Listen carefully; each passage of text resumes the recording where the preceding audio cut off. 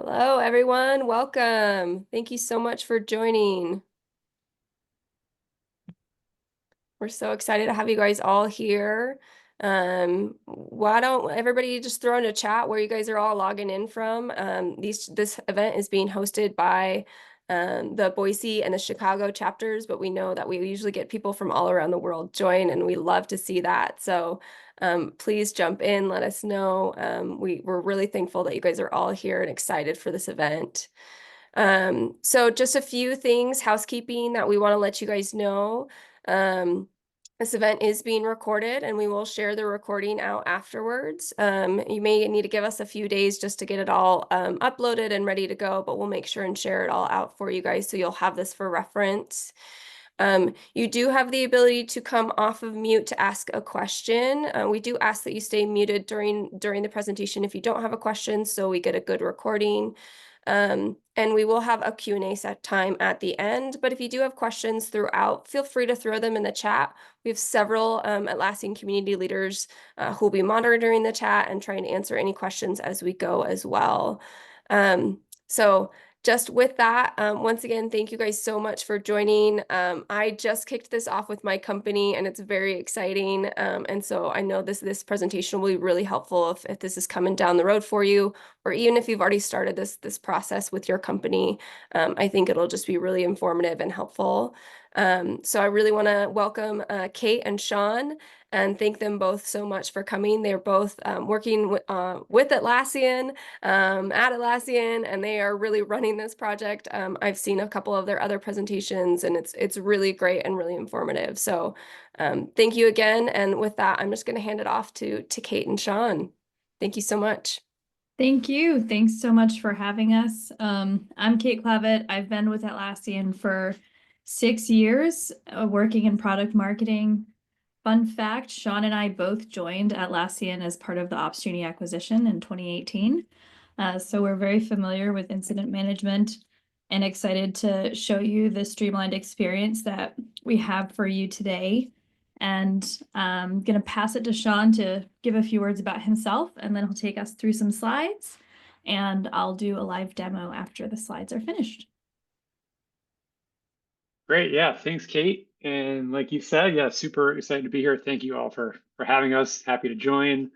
And yes, indeed, Kate and I have worked together for many, many years now at this point, with between Opsgenie and Atlassian and JSM in the middle. So it's good to continue to meet customers and meet this big group. So let me just share my screen. I've got like Kate said, I've got a few slides, and then we'll get into the actual demo. Let's see. You probably see my desktop. Let's see. Okay, everybody can see that. Yep, looks great. All right, that's half the battle. All right, so yeah, like I said, let's talk about like what's new, and then we'll get into the demo, and then I think Q&A can happen along the way as things pop up. Feel free to stop me, and Kate and I can jump in and answer questions. I want to first just kind of cover off on what's new, and a couple slides to just kind of frame it up off the front. First, we're definitely thrilled to share. We now have 55,000 customers who trust Jira Service Management every day as part of their business processes. And also that leading analysts across Forrester, Gartner also see us as leaders in their respective evaluations that they do every year, which is nice confirmation. But what's even better than that is what all of you and other customers see and do, and the results that customers are seeing with JSM. I want to call it iFood in the middle of the page just because I worked in this story a little bit and I know them. They actually did a session at Team, if anyone was at Team in Vegas, where they are a food delivery company in Brazil, but basically they've adopted JSM. And after doing so, from a hodgepodge of other tools, they were able to cut their mean time to response from 8 minutes down to 45 seconds. And that's a written case study. It's coming out pretty soon. So we can definitely share that with this group and the rest of the community as it comes out. So that's that.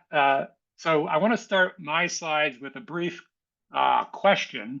This could be hypothetical, or think about it, or put it into the chat, your answer. But what are your biggest incident management challenges? We're here talking about incident management today. And I asked this question in particular because it kind of frames what we're talking about, of course. And also, we recently completed some new research, and actually Kate helped spearhead this report. This is like the third or fourth year we've done this report and the state of incident management. And we surveyed over 500, we've surveyed over 500 software developers, IT pros, decision makers, people just like all of you about ITSM with a focus on incident management. And really just to get a snapshot of what's top of mind, challenges, pain points, what's good, what's happening kind of in the industry. And there's some interesting results. Two questions I wanted to pull out, talk to you guys about as we frame the demos.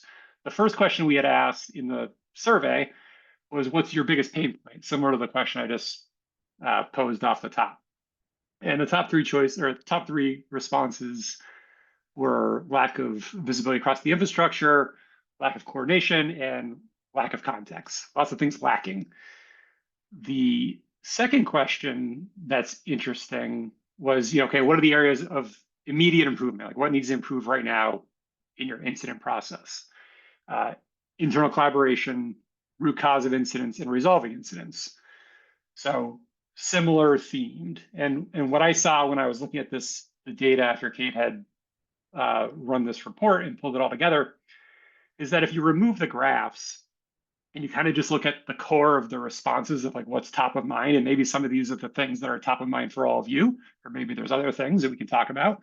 At their core, these are all, everyday people challenges, like communication, like teams are communicating, coordination's lacking, context of the work is missing, right? So, and the reason for this is, historically, you have kind of dev and IT kind of in their own tools, in their own worlds, and data and teams are kind of locked away. So without that kind of platform in the middle to connect all the people and their work, innovation slows down, downtime can increase, and ultimately, like all of our customers, suffer the most. And not only that, these challenges can lead to like big costs. IDC, an analyst firm, has this analysis that they did that you may have seen. A conservative estimate of, if you take, there's 48 hours of unplanned downtime a year. If you multiply that by about $5,000 a minute, you're looking at, an average cost of downtime of $14 million a year. So all of that to say is this is why, incident management and having that one unified platform where teams can collaborate, but also continue to work in their own ways where they want to and need to, is so important. And, it's why Kate and I continue working on the incident management portion of the product here for Jira Service Management. So to meet these challenges, we think of it in three ways, or we think of, incident management in kind of the three stages from detect, resolve, and prevent. And I want to talk a little bit about what we've been doing. I'd say most of this stuff is either brand new or been out in the market for the last like 6 or so months. The first thing that you may be aware of, especially if you've been using your bundled Ops Genie with Jira Service Management, let me know if you have been, or maybe that's new, is we've brought all the power of Ops Genie into Jira Service Management. So it's all in the same UI now. No more hopping back and forth for any customers who have used it in the past. No more hopping back and forth between the two products. You can do all of your ops work in the same spot. The rest of your teams are doing the rest of their Atlassian work on the Jira platform. And I want to talk a little bit about what that looks like. So the teams page is your central hub. So you set up your ops teams are all set up there for doing all your operations work. You can assign all your roles to all your team members, just like you would for, they all become Jira users moving over from Ops Genie. Just like Ops Genie, Jira Service Management integrates with hundreds of monitoring, logging, ticketing tools. All of your alerts are in one spot now when you use this new Streamlined UI without having to, jump back into any other tool. And also, you have the full flexibility and depth of the on-call schedules, routing rules, escalations, along with the mobile app.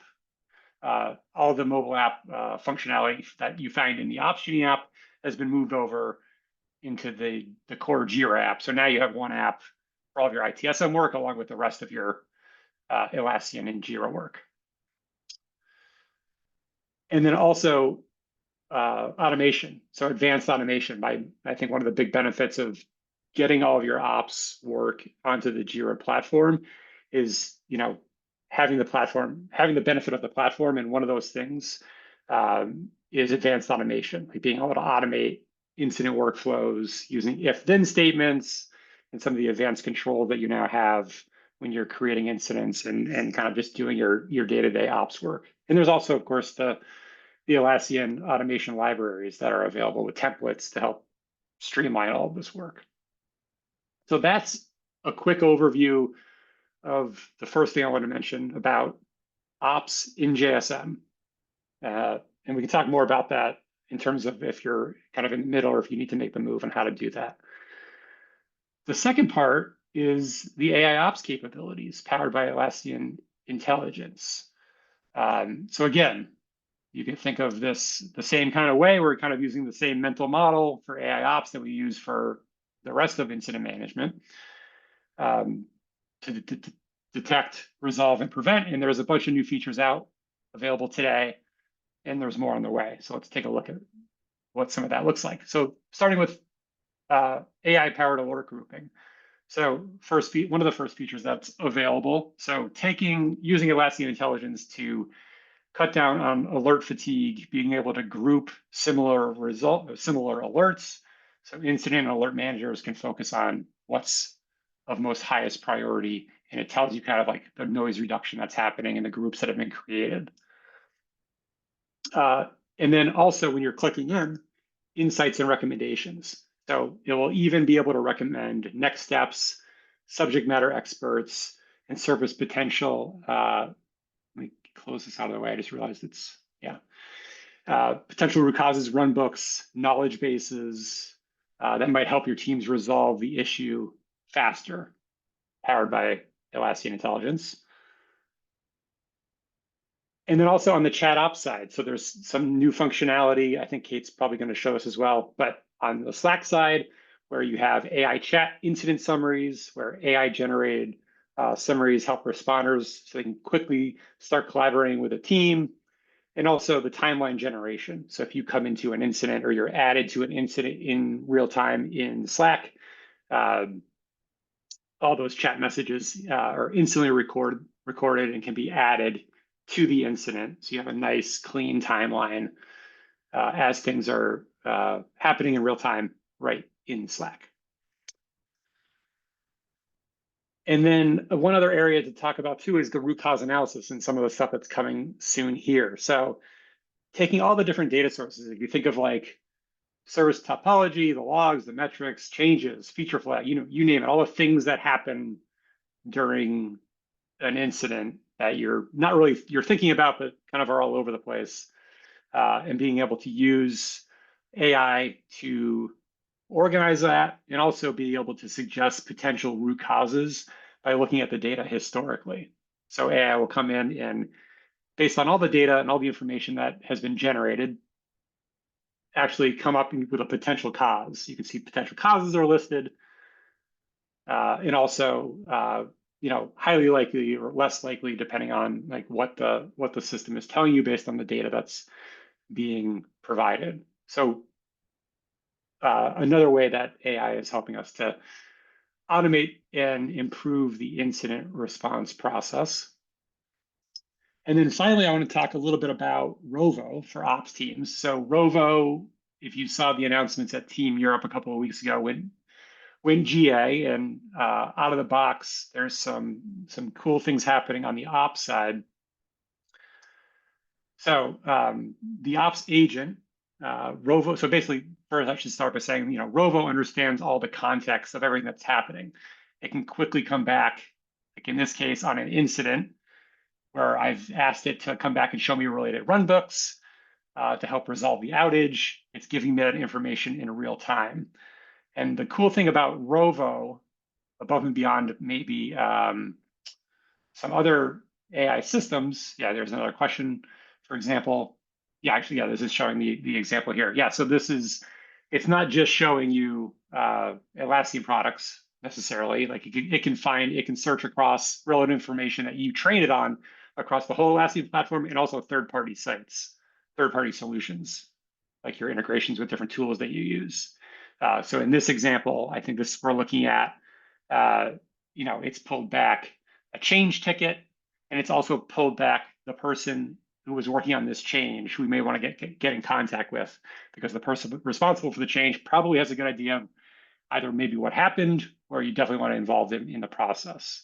So all with like a couple of prompts with the ops guide that's built right into your incident view.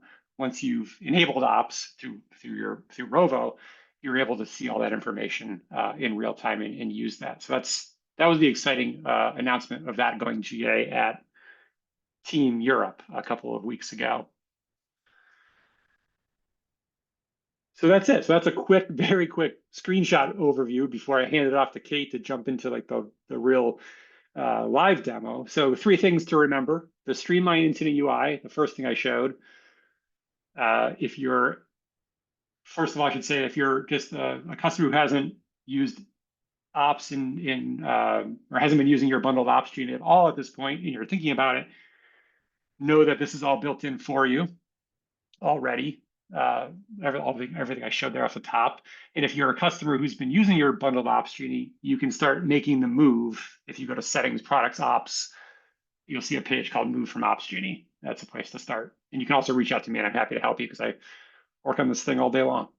And then AI Ops, available today in Premium and Enterprise. And then the Ops Agent, you can start a trial of Rovo if you haven't already, and we can talk more about that. There's a link on that screen, which I'm sure we'll put in the chat, and we can also send the deck over so everyone has it. So that was kind of a whirlwind, but thanks so much. And then I'm going to hand it back to you, Kate, and we can dive into the demo.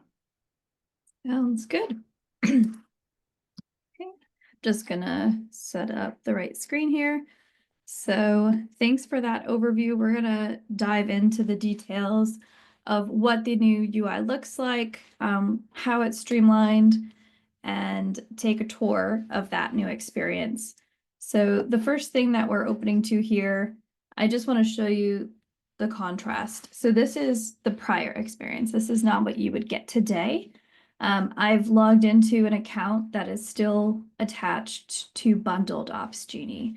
And so you have your queues here and your incidents and all of your different issues. But if you wanted to go into alerts or on call, you could click into on call and you're able to see the on-call schedule, but you cannot edit it. You can't do anything to it. You have to view it in Ops Genie in order to control it.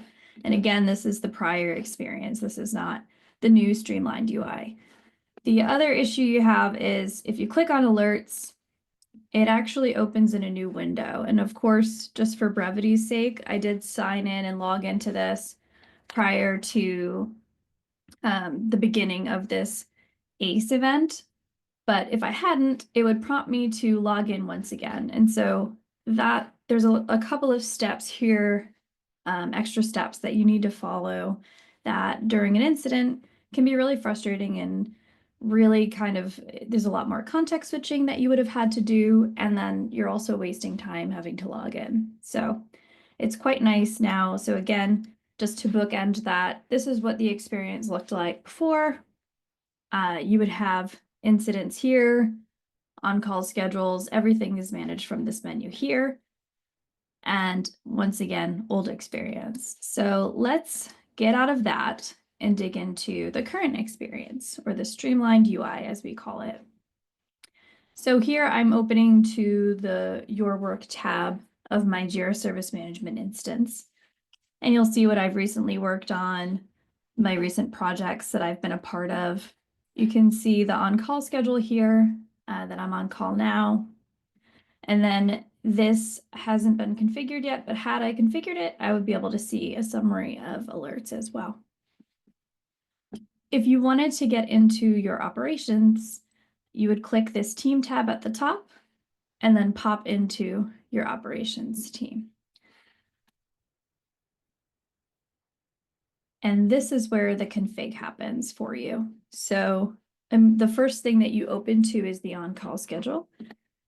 You have routing rules, escalation policies, and schedules, much like standalone Opsgenie, but now they're all within the Jira Service Management UI, just a click away without having to log in more than once.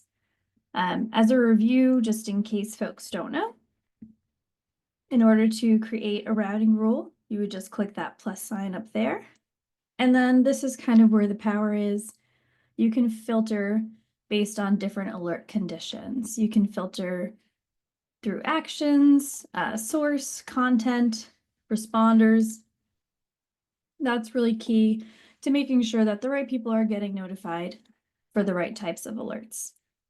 One thing I do want to call out is if you create an escalation policy and a routing rule, you want to make sure that if you want that routing rule to send to the escalation policy, it routes to the escalation, because otherwise it's not going to route to anyone, or it's going to route to the schedule.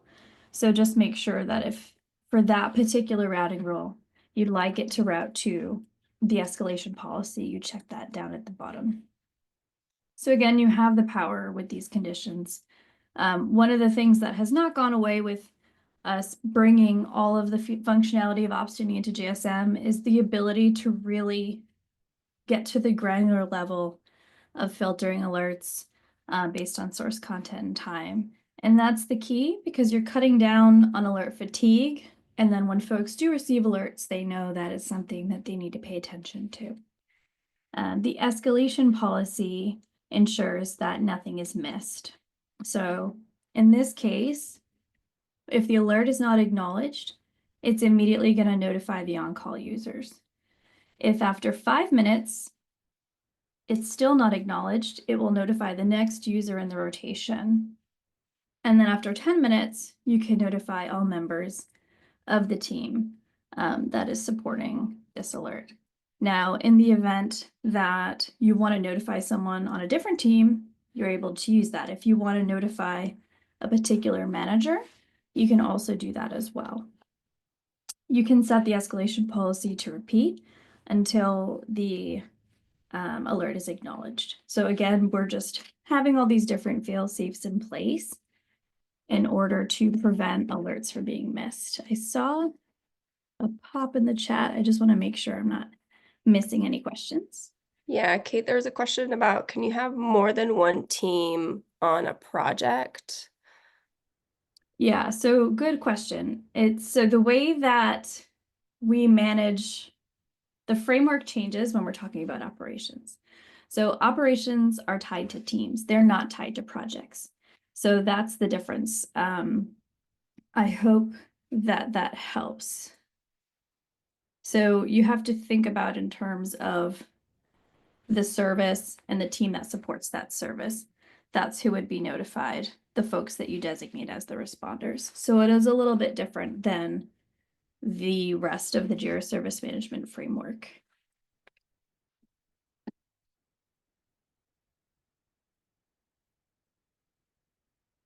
The next thing that we'll look at are alerts. So pretty basic here, just through your typical alerts dashboard. What's exciting in their service management versus the versus Opsgenie is that we do have alert grouping. So let me just switch to that project. I have that set up in a separate one. I thought I had opened it. Oh, I did. Here it is. Okay. So you'll see here that we have alerts grouped, which has reduced noise by 82.2%. And it shows you the number of groups that have been created. So one of the key parts of Opsgenie is the deduplication of alerts. What it does is if you get 6 alerts with the same alias, instead of alerting the responders multiple times, it's only going to alert the responders a single time but increase the count of the alert. And when you start using AI to group alerts, you're cutting down on the noise even more. So for example, you'll see here, there were 50 alerts in this group. It's inactive, which means that there's no more alerts coming. But let's take a look at, let me just find another alert group so this one has 328 alerts that have been all grouped to reduce the noise. Once you have the alert group created by AI, you're also able to create an incident directly from that alert group to save you some time, and then also to ensure that you are reaching out to the right people right away. And another thing that we're introducing soon that's currently in beta but isn't set up in this account is the ability to use AI to create an incident summary for you. It also enables you to, so that you're able to create that incident very quickly and then get folks set up. But unfortunately, I don't have it set up in this account. That's something, I have a couple of videos I can share later, so apologies for that one. So you do have access to those AI features, which is huge. Another item that sort of touches on the Rovo area, this is our particular Rovo agent for operations, our ops guide. So what the ops guide will do is help you to find the proper resources or subject matter experts in order to help you resolve the incident. The other thing that it's able to do is help you to find resources. We call that feature related resources. What it's going to look for are knowledge base articles, PIRs, and other incidents or issues that are similar that might help you either get to the root cause or figure out a resolution faster. So here you see we have an issue with the account page loading, and the services that we have selected are Billing Core and Web Store. Those are both in incidents. And the resources it surfaced for us is a similar incident that has a similar title. It also has surfaced a PIR on an SSO incident, and then a knowledge base article that talks about how to identify and resolve billing related errors in SAP systems. And so what AI is doing is it's looking at the wording, it's looking at the services that it's related to, it's looking at various different things and trying to surface the resources that you would need. You can chat with the ops guide in order to get more information. So for example, how many ongoing incidents are occurring? Forgive my spelling.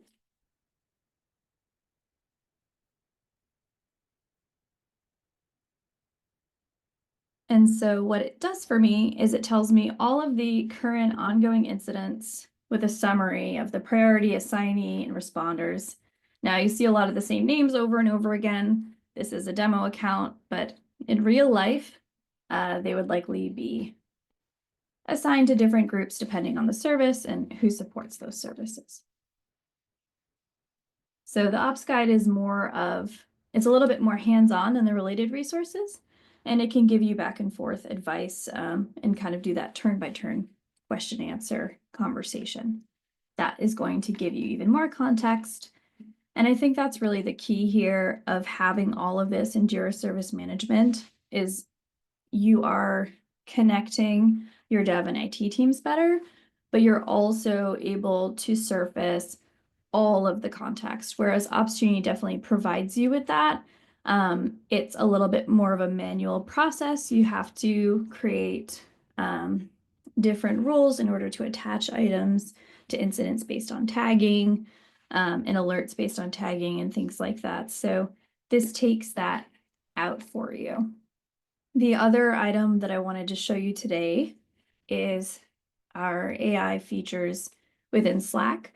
I know the question is always, is it available in Microsoft Teams? Not yet, but it will be. I don't have a timeline to share at this moment. but let me just find my Slack. I lost it back here. I think. Too bad OpSpot. Some people don't have a choice. I remember when I worked in the government, I was using like all kinds of Microsoft products. This is quite strange. I'm just going to quit my Slack and reopen it. It just refuses to appear for me. So let me try once again. Here we go. All right. So now, there we go. That's what I was looking for. So this is the incident response channel.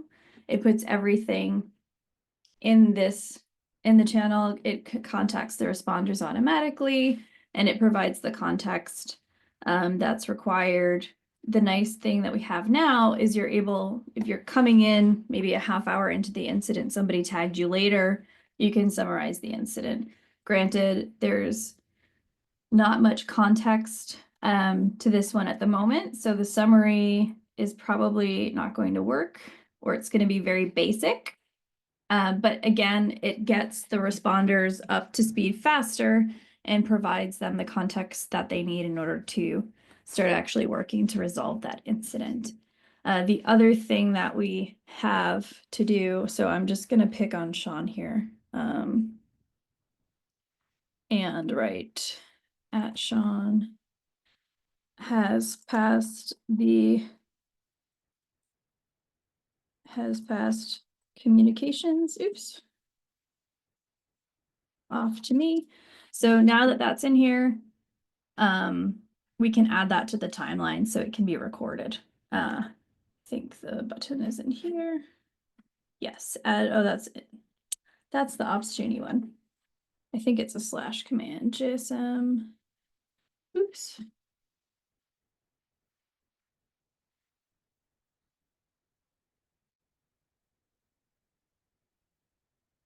Well, my apologies. So this is still in beta, and there used to be a button. That button has been moved. So just showing you the other side of Oz here. But once it's GA, the button will stay in the same place. So typically what you can have is you have a button that you can just simply add it, or a slash command that you can leverage. Yeah, apparently I did. I also had a really nice incident set up that somebody canceled on me. So I'm making incidents on the fly here. However, yeah, so you are able to add that to the timeline, which is nice because before that, you didn't have that option in chat ops with Jira Service Management, whereas you did have that in the Opportunity chat ops app.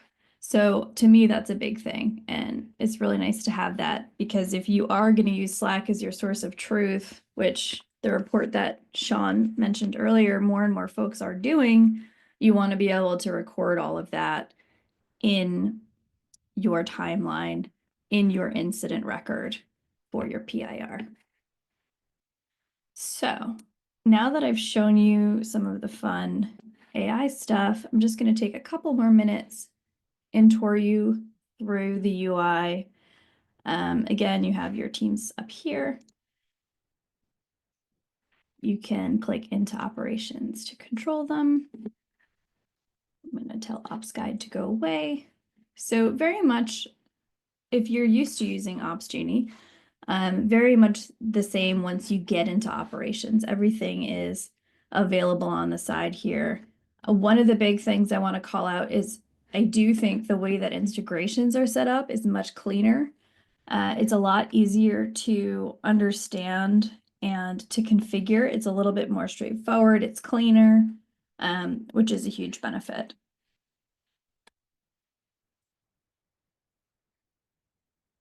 The other really exciting thing from my perspective is the ability to use the Jira Service Management automation in order to create incidents, determine how alerts are handled. You have a lot more options. And while we are still slowly building out some of that functionality for you, it just opens it opens up a whole other level of possibilities for what you can automate and what you can save time on. So some of the key out of the box ones are when an alert is created, create an incident. That's a template. We do have the same, it used to be called, I think it was Opportunity Actions, but now that's all run by automation as well. So you can run SSM documents. You also have the ability to run AWS SSM document and a New Relic query. So you see there's a lot more possibilities here and there's a lot more power behind this. The Opportunity Actions were exciting, but I think they're just being on the Jira platform opens up a lot more to us. While we're talking about automation, is there a plan to have any issue type or request type created from an alert instead of just incidents? I have not heard anything about that. Can you say more about what the use case would be? Yeah, so I had a request from a manager of ours that he wants to have basically when an alert comes in and it's created based off of certain parameters and whatnot, he wants to just have a support request put into the JSM project just so that he has sort of something over there on the Jira side to track to do some work, but doesn't necessarily need it to be an incident level. I see. Let me get back to you on that. I'm also wondering. Yeah, I haven't heard that in the roadmap, but that use case definitely makes sense. So let me check with the team and then I can come back to you and talk more about it. But thanks for sharing that. Yeah. Any other questions? Yeah, I think I did something like that where it's already existing functionality, Erica, where if you have an integration and you can create tickets from within when an alert is flagged, and depending upon what kind of alert condition things are, you can go ahead and open a ticket in JSM or Jira software. That's a good call out. Yeah, I wasn't even thinking about that. You can use the sync to do that. So sync determines how the alerts talk to Yeah. the of your the rest of your instance. Like, let's see. Let's just we're gonna do an investigative look. We already had bad luck today, so what harm? Yeah, I would say the one thing with syncs, and this is another feature request, sorry. Is being Oh, this is being new. able to Create customize sync. by customer request type. And so that's part of our problem is our R&D team uses one JSM project. Yes. Yeah. Here, if you see, the alert can go to whichever project that you specify. Yep. But they're on a different instance or? Not a different instance. So we can set up these syncs, but we don't have a way to specify by request type. Okay. Oh, Yeah, that makes sense. I cheat. Once it is created, the issue is created, you have automation to determine and make the change. The request type, I change the request type after the issue alert is created, depending upon certain values. You can here within this, when you create this, you can fill up certain fields. I think request type is not one of them. Right. And this is also this is JSM to alerts versus alerts to JSM. Yeah. Oh, JSM to alerts. The syncs are right, JSM to alerts. It's like, hey, we have an emergency ticket got submitted, let's send an alert, versus the use case that my manager has was when a high alert comes in, he wants to have a JSM ticket created. Oh, okay. I'm new to this sync. I'm not aware of it. So if you go back to the old interface, and if you look at that, in that one, if you go to the integration, you have an alert here. So if you go to a integration in the alert. Yeah, I don't have the old one open anymore. Sorry. Here, let me. Okay. And there you have an alert, And in that integration for this particular, how it came in, like if it's an API integration, whatever integration this was coming in as, if you go into the settings, how did this come in? Or you can create one, we just create a new integration for an API integration. And yeah, look at integrations if you don't mind, please. Take one, maybe the API one. This is probably fake. And then here, if you see here, it just specifies certain things, create an alert. And if you ... that, and then here, if you go, you can specify what it is going to be, and then it'll create the issue for you. So set alert properties, show all properties. What is this? Oh, this is the alert rule. You can, I was able to create a ticket from here into JSM. Yeah. Yeah, I think. Yeah. So, I mean, we can take it offline, but you can create a ticket from here. Essentially, there is a thing where you can go into this. There is a team associated with it. And then we just go ahead and create a ticket from here. Erica, I can send you some, what I did if you want later. But Yeah, of course, yeah, we feel can free to definitely take it request offline if you have a good solution for sure. Sure, absolutely. Yeah, thank you. Yeah. Yeah, yeah, Kate, if you want to keep going through the teams, there's a question around reports when we get to that section. Reports for teams. Yeah, so Stephanie asked, would love to get some insight into reports and the new incident management tools, and especially how to get them into dashboards, which may be another feature request. Yeah. So the only two reports that we have right now are the team productivity analysis and user productivity analysis.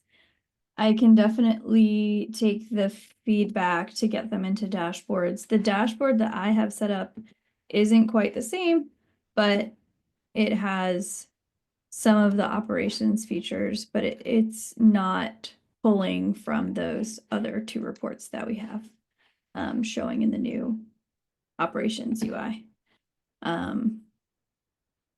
But I can definitely take that to the team as well. Yeah, so this dashboard shows it's service project based. So yeah, I'm definitely gonna take a note. Thanks, Stephanie. So this dashboard would be anything that you like pushed an alert to an incident and is pulling from that data. Is that accurate?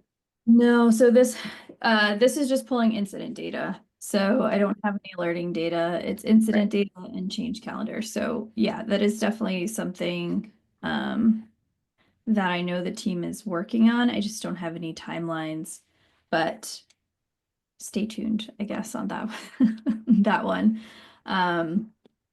And yeah, so this is just a dashboard I built out using dashboards and some like different gadgets and things. So it doesn't pull that into those team reports from outside the team. To be honest with you, I'm not sure, aside from, where is it, sharing the, like a PDF or something. I'm not, honestly not sure. I haven't played around with these a lot. You can download them and schedule them, so you could probably email them to people. Yeah, but it would have to be a teammate.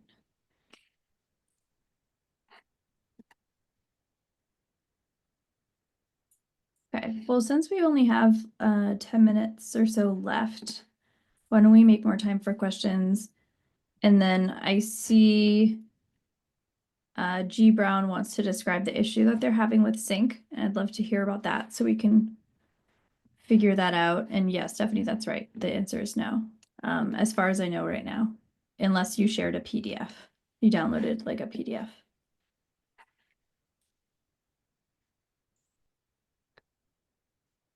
Whoever G Brown is, do you want to come off mute and describe your problem with Seek? Yep, sorry. Yep, I'm here. No worries, thank you. It's Jerry, by the way. I should probably change that so it doesn't show up. Welcome, Jerry. Thank you. So the issue that we're facing is we've just recently started setting up JSM, and we had Ops Genie that we were testing and then decided to go with the whole bundle. The problem that we're seeing is we've set up to be able to send emails in to create tickets, and we also have a form to create tickets, and we also have and those have automations to make sure that keywords will pass them to specific teams based on a label. We also have a form that is for terminations, and there are multiple steps that have to happen from different teams, and we use labels in that form to do the same thing. If I run that through a create button, I do not get the sync to send the labels over. But if I use the form for the terminations, everything works. Tags come in on the Ops Genie side, everything's great. But if a ticket comes in, we never get, no matter how we create it, through the create button, through an email, through them using the form, we never get the tags. And I've taken the labels inside of the sync and I've dropped it into every field just to see if we were potentially missing something. And when I put it in the other fields, it just creates an open close bracket. That's it. There's no data. Hmm. And, Are you talking and I about don't, oh, sorry, go ahead. no, go ahead. When you say the create button, are you talking about the global create button? Correct. Okay. Huh. And there's one form we have that actually works. So I know it can pass the data and I know the sync works, but to me, it doesn't make sense how we're missing it on other things. Yeah, when you use the global create button, does it matter what request type, or you get the, like, have you looked It at doesn't that? matter. If I use it, it does not sync the labels to tags. Okay, I mean, that might be a bug, but is it okay if I set up time with you just to record that and then share it back with the team? Would you be willing to do that? I am 100% open to that. Awesome. I'll send you my email. Thank you. Perfect. Thank you.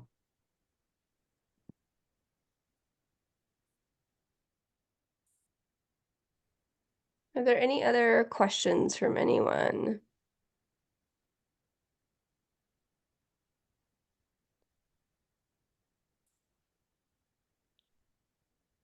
I have a couple things, and Kate and Shaun, you can tell me if I'm incorrect, but this is the information I've gotten from support from Atlassian that I think I want to make sure people are aware of that wasn't clear for me.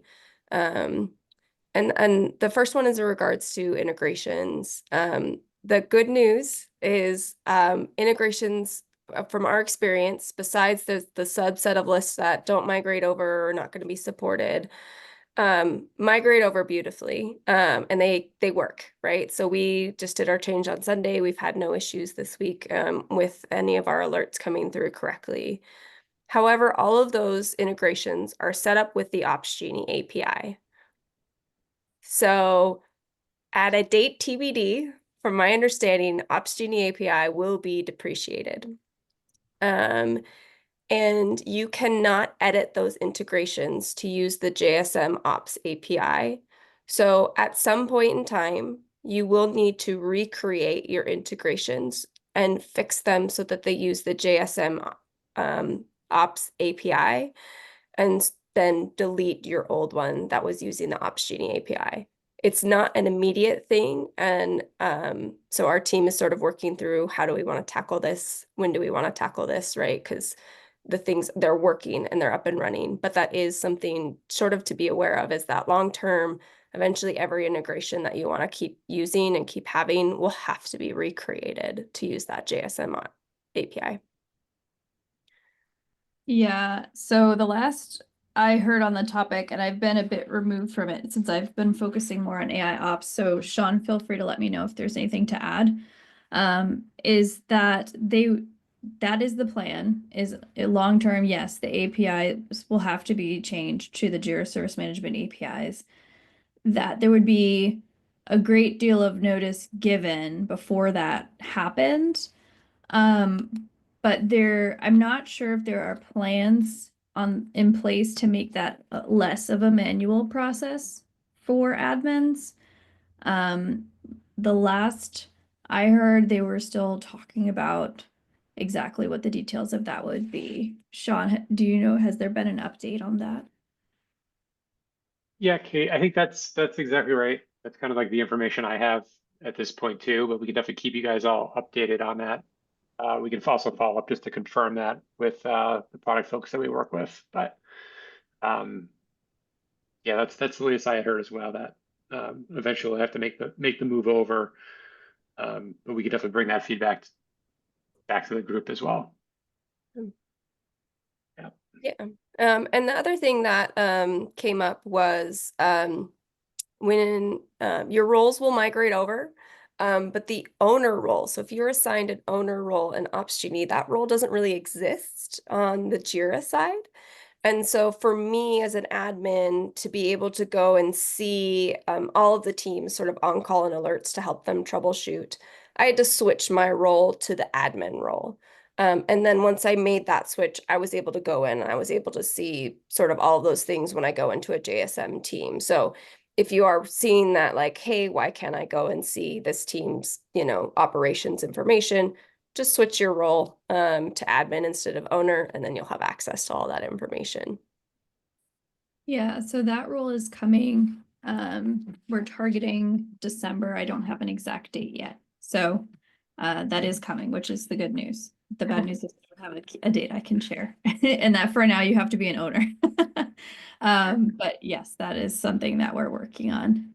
Yeah, and we were just talking about that today, actually. So when we get that date, the exact date, there'll be a community post out there that we're planning, and so you guys will all know, and you'll know when that's available.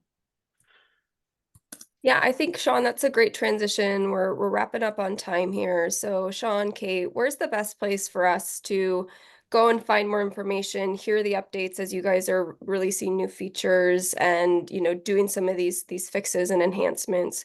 Where should we go to get support, to find answers? And what would you recommend for those things?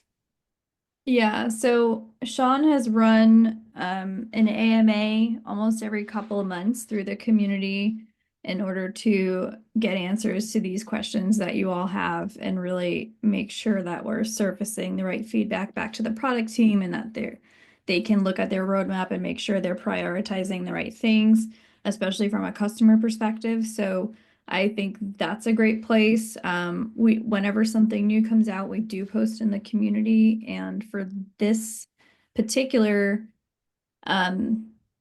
subset for JSM or for Jira Service Management operations, we're posting and also tagging Opsgenie. So they show up in both spaces, both the Opsgenie collection and the Jira Service Management collection.